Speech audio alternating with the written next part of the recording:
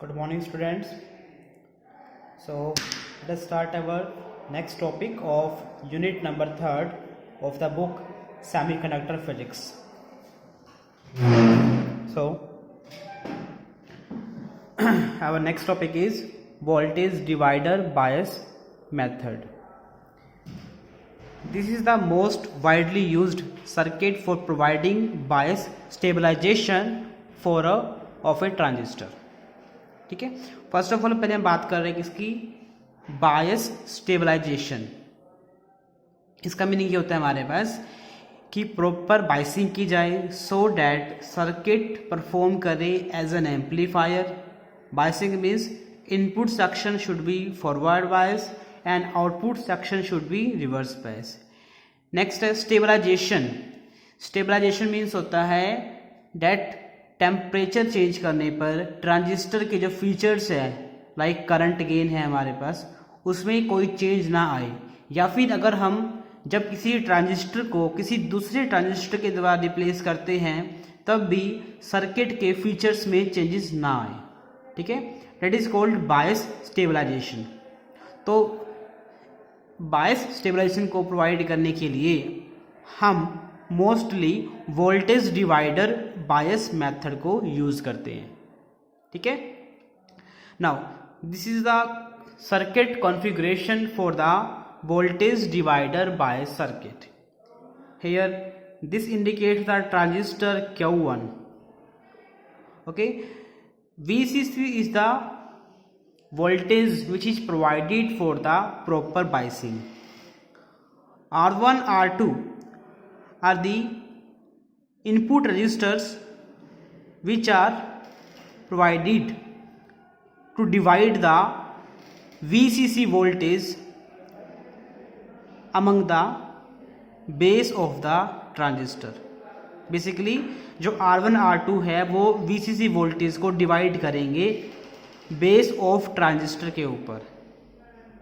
ठीक है, और R1 R2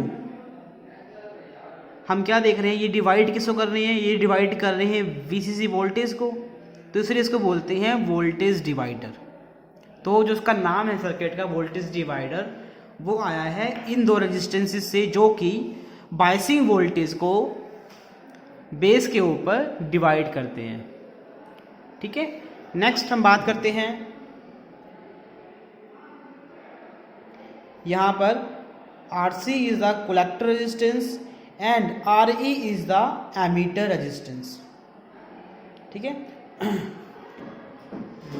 ओके, यहां लिखा है मैंने in this circuit combination of R1 and R2 divide the VCC voltage at base of the transistor and hence provide biasing to the circuit. ये clear आपको? Okay.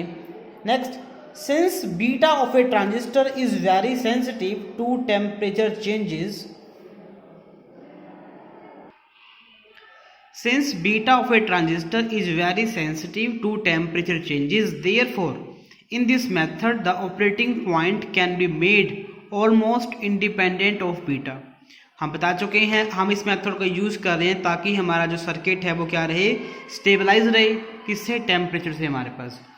और हम ये जानते हैं बीटा सर्किट का वो फीचर है जो टेम्परेचर के प्रति बहुत सेंसिटिव है. मतलब हल्का सा चेंज अगर टेम्परेचर में होगा तो बीटा की वैल्यू में फ्लक्चुएशन होगा हमारे पास. तो अगर मैं सर्किट के अंदर कलेक्टर करंट की वैल्यू को बीटा से इंडिपेंडेंट कर दूं, यानी कि कलेक्टर करंट के अंदर बीटा यूज ही नहीं हो रहा, तो यानी कि टेम्परेचर के चेंज करने पर आईसी के अंदर कोई चेंज नहीं आएगा. फिर से रिपीट कर रहा हूँ, हमारा जो इसमें उद्देश्य रहेगा, एम रहेगा, वो क्या रहेगा कि जो हमारा सर्किट है उसके ऊपर टेम्परेचर का कोई इफेक्ट ना हो, यानी कि हमारे जो आउटपुट करंट और आउटपुट वोल्टेज है VCE और IC के ऊपर टेम्परेचर का कोई इफेक्ट ना हो. ठीक है, और क्योंकि टेम्परेचर का चेंज आता है बीटा के ऊपर, टेम्परेचर का चेंज आता है बीटा के ऊपर. अगर मैं VCE और IC के एक्सप्रेशन के अंदर बीटा को टर्मिनेट कर दूं, मतलब कि VCE और IC बीटा पर डिपेंड ही नहीं करते, तो आई विल से डैट कि जो आपका सर्किट है वो टेम्परेचर पे डिपेंड नहीं कर रहा. ठीक है। Point number 3, using Thevenin theorem. अब हम क्या करेंगे, हमें कैलकुलेट करनी है इस सर्किट के लिए, इस सर्किट के अंदर आउटपुट करंट की वैल्यू और आउटपुट वोल्टेज की वैल्यू। उसके लिए हम क्या करेंगे, सबसे पहले हम इस सर्किट को सिंप्लीफाई करते हैं। I can redraw the circuit in the figure number 2। यहाँ पे डिफरेंस क्या देखिए, जो आपकी वोल्टेज है अप्लाई हो रखी है यहाँ भी और यहाँ भी, तो इसको मैंने अप्लाई कर दिया, एक बार तो यहाँ पर और एक बार तो यहाँ पर और एक बार यहाँ पर। सो ये आपका रीड्रॉन सर्किट है, ठीक है। बाकी सब सेम है, transistor and this line is grounded, means this and this, all these are grounded, ठीक है। ये ग्राउंड कर लिया, तो बेसिकली मैंने सर्किट को रीड्रॉ कर दिया है, ओके। अब हम बात करते हैं किसकी, थेवेनिन थ्योरम की। Now you can see here in the diagram that here we are applying 2 resistors R1 and R2, और दोनों किससे अप्लाई कर रखे हैं, दोनों अप्लाई है बेस के ऊपर, ठीक है। So I need a single resistance, I need a single resistance to calculate the value of base current, ठीक है। ऑब्वियस सी बात है, बेस करंट निकालना, अगर आपको आई बी निकालना है, वोल्टेज अगर आपको मालूम है और रेजिस्टेंस की सिंगल वैल्यू मालूम है, then you can calculate the value of current using Ohm's law. तो अब हम यूज करते हैं थेवेनिन थ्योरम का। थेवेनिन थ्योरम क्या बोलती है, using Thevenin theorem complex circuit consisting of many resistor and voltage sources can be reduced to a simple circuit of one resistor and one voltage source। बड़ी simple सी बात है, Thevenin theorem कहती है कि अगर आपके पास एक कॉम्प्लेक्स सर्किट है, यानी कि उसके अंदर बहुत सारे रजिस्टर्स हैं और बहुत सारे वोल्टेज सोर्सेस हैं, तो हाँ आप उसको एक ऐसे सर्किट के अंदर कन्वर्ट कर सकते हैं जिसके अंदर केवल एक रजिस्टर होगा और एक वोल्टेज सोर्स होगा। आपको स्टेटमेंट समझ में आ गई? तो ऐसा ही कुछ हमारे पास यहाँ पर है, हमारे पास 2 रजिस्टर है इसके अंदर R1 एंड R2, और हमारे पास वोल्टेज है VCC, ठीक है। तो हमें कन्वर्ट करना है इस सर्किट को इस तरह से कि हमारे पास सिंगल रेजिस्टेंस आए और सिंगल वोल्टेज आए। तो मान लिया जो हमारे पास सिंगल रेजिस्टेंस आएगा उसको हमने नाम दिया RTH, TH मतलब थेवेनिन। तो RTH मैंने यूज किया है ताकि, क्योंकि ये थेवेनिन थ्योरम के द्वारा इवेल्युएट हुआ है, तो थेवेनिन रेजिस्टेंस को बोलते हैं। इसी तरह से अगर जो वोल्टेज निकल के आएगी उसे बोलते हैं VTH, थेवेनिन वोल्टेज, ठीक है। अब देख लीजिए, अब RTH की वैल्यू होगी क्या, RTH होगा हमारे पास equivalent resistance from terminal AB when all the voltage sources are short circuited, when all the voltage sources are short circuited, मतलब कि जहाँ भी वोल्टेज दिखा रखी है वहाँ पर हम एक सिंपल लाइन ड्रॉ कर देंगे। यानी कि अगर कुछ ये बैटरी दिखा दिया आपको इस तरह से, अगर ये VCC है आपका, तो आप इसको क्या करो, सिंपल फिर से ड्रॉ कर रहा हूँ उसको, एक सिंपल लाइन ड्रॉ कर दो, यानी कि हमने इस बैटरी को कर दिया है शॉर्ट सर्किट, ठीक है। क्लियर है? In the same way VTH क्या आपका open circuit voltage across AB, यानी कि अगर आपने 2 रेजिस्टेंस यूज किए हैं ये वाला, तो इसको आप शो कर दो इस तरीके से, यानी कि आप इस तार को ब्रेक कर दोगे, इसे बोलते हैं ओपन सर्किट, ओपन सर्किट, ठीक है। इसको हम नाम दे देंगे टर्मिनल A का, इसको हम नाम दे देंगे टर्मिनल B का, ठीक है। आगे देखते हैं। अब देखिए मैंने यहां पर एक सर्किट ड्रॉ किया है, this was drawn to find equivalent resistance across AB, across AB, ठीक है। तो मैंने क्या किया, मैंने जो आपका ये वाला पार्ट था इस पार्ट को, ठीक है, मतलब केवल इस लाइन को रीड्रॉ कर दिया। कैसे किया, अगर आप इसको केवल इस लाइन को रीड्रॉ कर रहे हैं, ओनली दिस लाइन, इसको रीड्रॉ कर रहे हैं, तो you will get a circuit like this. इसको रीड्रॉ कर रहा हूँ फिर से देखो हमारे पास क्या था, हमारे पास ये चीज़ है कुछ,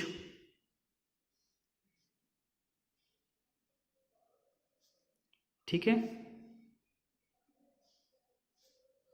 ठीक है, ये आपका R1 है, ये आपका R2 है, और ये आपकी वोल्टेज है प्लस VCC, और ये आपका क्या है, ग्राउंडेड है। तो इसको मैंने ऐसे कन्वर्ट कर लिया, ये आपका रजिस्टर R2 है, ठीक है, और अब इसको मैं यहाँ ले आया, कोई दिक्कत नहीं है। ये आपका रजिस्टर हो गया R1, और इसके ऊपर क्या है, VCC बैटरी है, ये मैंने लगा दी बैटरी आपकी, ठीक है, और इसको मैंने ज्वाइन कर दिया ऐसे, प्लस माइनस VCC। और हम जानते हैं कि इक्विवेलेंट रेजिस्टेंस निकालने के लिए हम क्या करेंगे, जहाँ पर भी बैटरी है उसकी जगह हम लगा देंगे सिंपल वायर, यानी कि हम वोल्टेज सोर्स को शॉर्ट सर्किट कर देंगे। तो शॉर्ट सर्किट करने के बाद ये बन गई आपकी कंप्लीट लाइन। ये आपका रजिस्टर R1 है, ये आपका रजिस्टर R2 है,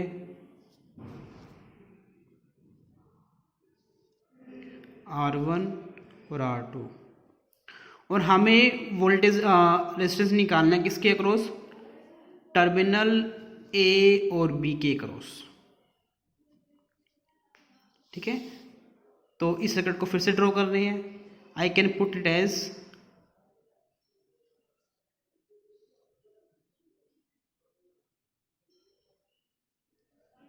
ये आपका R1 है, ये आपका R2 है, और ये पॉइंट आपका क्या है, A है, ये पॉइंट आपका क्या है, B है, ठीक है। इसको मैंने रीड्रॉ किया है। Now it is clear that both R1 and R2 are in parallel combination, so the resistance would be 1/RTH क्या आ जाएगा, इन दोनों का parallel combination 1/R1 by 1/R2, simply R1 plus R2 बटे में R1 इंटू में R2।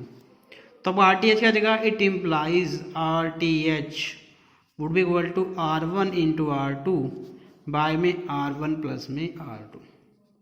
तो पहला काम हमने कंप्लीट कर लिया, हमने RTH की वैल्यू तो कैलकुलेट कर ली है, ठीक है, हमने RTH की वैल्यू कैलकुलेट कर ली। दूसरा हमें कैलकुलेट करना है थेवेनिन वोल्टेज को। तो ये हमारे पास सर्किट था, पीछे बनाया था मैंने एलसीडी से, वो अब मैंने यहाँ पे लगा दिया है KVL, ठीक है। और दूसरा हमने पता था कि हमें वोल्टेज निकालनी किसके क्रॉस, वोल्टेज निकालनी है A और B के क्रॉस, यानी कि वोल्टेज निकालनी है हमें R2 के क्रॉस, सिंपल सी बात है, बिकॉज A और B के बीच में कौन है, R2 ही है। तो R2 के क्रॉस अब वोल्टेज होगी, क्या होगी वोल्टेज, हमारे पास वोल्टेज होती है, हम जानते हैं वोल्टेज अक्रॉस R2 हो जाती है करंट इनटू में रेजिस्टेंस, रेजिस्टेंस कितना है, R2 है, ठीक है, इसको हमने नाम दिया था VTH का। अब करंट निकालना हमें, यानी कि इस सर्किट में कितना करंट फ्लो करेगा, और इस सर्किट में वोल्टेज कितनी है, करंट क्या होगा, इस सर्किट में करंट वोल्टेज करंट होगा इस सर्किट की टोटल वोल्टेज बाय में टोटल रेजिस्टेंस R1 प्लस में R2। तो I निकाल लिया, तो आपका VTH क्या आ गया, आपका VTH आ जाएगा I into R2, this term into R2। तो आपका वोल्टेज अक्रॉस AB आ गया I into R2 VCC R2 by R1 plus R2, ठीक है। इसमें एक बात बताने की आपको कि जब मैंने इक्विवेलेंट रेजिस्टेंस निकाला था, यानी कि थेवेनिन रेजिस्टेंस निकाला था, तब मैंने कहा था R1 और R2 क्या पैरेलल के अंदर है, बट यहाँ पर मैंने क्या निकाला है, टोटल रेजिस्टेंस क्या, सिंपली R1 प्लस R2, यानी कि यहाँ मैंने मानना है R1 और R2 क्या सीरीज के अंदर है। वो इसलिए क्योंकि उस केस में हमारे पास R1 और R2 के बीच में कोई वोल्टेज सोर्स नहीं था, वो शॉर्ट किया हुआ था, तो यानी कि इनके दोनों एंड आपस में जुड़े हुए थे। लेकिन इस केस में इनके बीच में वोल्टेज सोर्स है, वो शॉर्ट नहीं किया हमने, तो इनका केवल एक ही एंड आपस में जुड़ा हुआ है, तो इसलिए वहां पर तो वो थे पैरेलल कॉम्बिनेशन के अंदर, और यहाँ पर ये है in the series combination. Clear है। सो हमने फाइनली VTH भी कैलकुलेट कर लिया, ठीक है, RTH निकाल लिया है और VTH निकाल लिया है। तो जो हमारा सर्किट था उसको रिड्यूस कर दिया मैंने इस फॉर्म में। यहाँ देखिए जो ये सेक्शन था आपका ये तो है एज इट इज, लेकिन जो यहाँ पर थे, यहाँ पर R1 था, यहाँ R2 था, ऊपर VCC था, उसको मैंने कन्वर्ट कर दिया इस फॉर्म में। देखो यहाँ पर एक सिंगल वोल्टेज है, कौन सी है, RTH, और सिंगल रेजिस्टेंस है RTH, और सिंगल वोल्टेज है VTH, ठीक है। और VTH की वैल्यू पुट कर रखी है VCC into R2 bye R1 plus R2, ये पॉजिटिव है और ये नेगेटिव है, ठीक है। और हम जानते हैं जो दिशा करंट की होती है, हमेशा इलेक्ट्रॉन पॉजिटिव की तरफ मूव करेगा। अगर इलेक्ट्रॉन ऐसे मूव करे तो करंट आपका ऐसे मूव करेगा। आपका IB ऐसे है हमारे पास, अगर अब आपका IB एंटर करेगा तो आपका IC भी एंटर करेगा, और अगर IB IC एंटर कर रहे हैं तो आपका IC बाहर निकलेगा, ठीक है। तो करंट की दिशा आपको समझ में आ गई होगी। मैं लिख देता हूँ यहाँ पर IB and IC will enter, then IE will leave from transistor Q1, वो ट्रांजिस्टर से लीव करेगा। ऐसा इसका उल्टा भी हो सकता है, अगर IB और IC लीव कर रहे हैं ट्रांजिस्टर को तो IE क्या करेगा, ट्रांजिस्टर के अंदर एंटर करेगा। ये हमेशा अपोजिट होते हैं। क्यों होते हैं, क्योंकि भाई हम जानते हैं IE किसके इक्वल होता है, IB प्लस IC, इसलिए लिखा है मैंने, ठीक है। तो सर्किट को मैंने रिप्लेस कर दिया है, ठीक है। अब बात है बेस करंट, कलेक्टर करंट और कलेक्टर एमीटर वोल्टेज को कैलकुलेट करने की, यानी कि हमें 3 फैक्टर निकालने हैं, IB, IC और VCE। तो पहले हम निकालते हैं IB निकालने के लिए हम क्या करते हैं, किरचॉफ का वोल्टेज लॉ अप्लाई करते हैं। किसके ऊपर, इस सर्किट के इनपुट सेक्शन के ऊपर, सर्किट के इनपुट सेक्शन के ऊपर। एक बात ध्यान दीजिए, यहाँ पर इस सर्किट के अंदर मैंने एक डॉटेड लाइन बना रखी है, this is a dotted line. इस डॉटेड लाइन से लेफ्ट साइड में तो हमारे पास है इनपुट सेक्शन और राइट में है आउटपुट सेक्शन। ये पहले भी जिक्र हो चुका है, क्योंकि बेस और एमीटर तो क्या बनाते हैं, इनपुट सेक्शन, और एमीटर कलेक्टर क्या बनाते हैं, आउटपुट सेक्शन। तो मैंने क्या किया, मैंने इस लूप के अंदर अप्लाई कर दिया है किरचॉफ वोल्टेज लॉ। इस लूप के अंदर 2 रेजिस्टेंस है, एक ये वाला है, एक ये वाला है, ठीक है। और इसके अलावा 2 वोल्टेज कौन सी, एक तो है VTH और एक है VBE, ठीक है। तो इसको मैं प्लॉट कर रहा हूँ, देखो ये पॉजिटिव ऊपर है, नेगेटिव नीचे है, ठीक है। तो मैंने रीड्रॉ किया इसको, ये आपका सर्किट बन गया। ये आपकी VTH थी, आपको याद हो, ये थी आपकी VTH, ये आपकी RTH। ये ट्रांजिस्टर के अंदर बेस और एमीटर टर्मिनल के बीच की वोल्टेज थी, ऊपर पॉजिटिव था, नीचे नेगेटिव था। और ये आपका है RE, एमीटर रेजिस्टेंस हमारे पास। मैंने क्या किया, इसके अंदर लगा दिया KVL लूप। बताया था मैंने KVL के अंदर जो लूप आप चाहे एंटी क्लॉकवाइज लो या फिर क्लॉकवाइज लो, वैल्यू सेम आएगी। तो मैं कोई भी ले रहा हूं, मैंने ले लिया है एंटी क्लॉकवाइज लूप।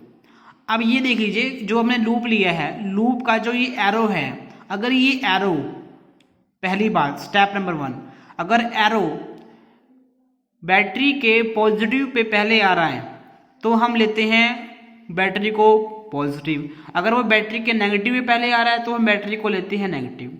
यहाँ देखो ये जो एरो ये ऐसे आ रहा है, ऐसे आ रहा है, नीचे की तरफ आ रहा है। जब ऐसे आएगा तो पहले पॉजिटिव पे टकरा रहा है, तो इसलिए इसको हम लेते हैं पॉजिटिव। तो मैंने इसको लिया पॉजिटिव VTH को।